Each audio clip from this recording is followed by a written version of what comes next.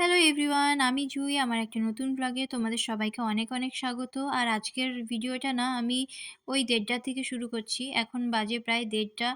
আর এখন আমি খাওয়ার জন্য রেডি হচ্ছি। মানে সমস্ত তরকারি গরম করে নিয়ে আর এদিকে দেখো দুধটাও চাপিয়ে দিয়েছিলাম গরম হবার জন্য।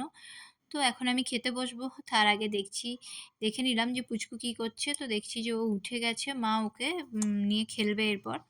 আর আমি এদিকে খেয়ে নিই।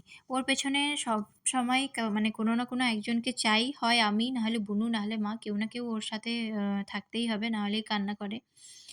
তো যাই হোক, আমি এখানে খেতে বসেছি আর ওইদিকে দুধটা গরম হয়ে উপচে উঠেছিল বলে ওটা আবার বন্ধ করে দিয়ে এলাম।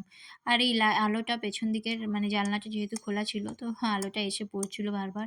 তো ভাবছিলাম যে কিভাবে বসলে আমার মানে লাইটটা মুখে পড়বে না। তো যাই হোক, এইরকম করে একটু ম্যানেজ করে নিয়ে আমি খেতে বসে গেছি। আর যখনই আমি খেতে বসবো আমার ছেলে ঠিক কান্না করবে আর মা ওকে নিয়ে এসে দেখাবে যে, "দেখো মা যায়নি।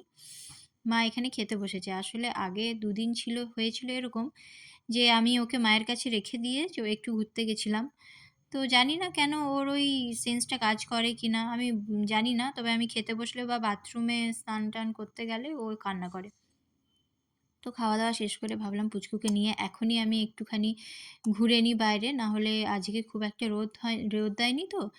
ঠান্ডার মধ্যে সন্ধ্যের দিকে নিয়ে বেরোতে চাই না। তো যাই হোক, তারপর সন্ধে হলো, চা-টা খেলাম।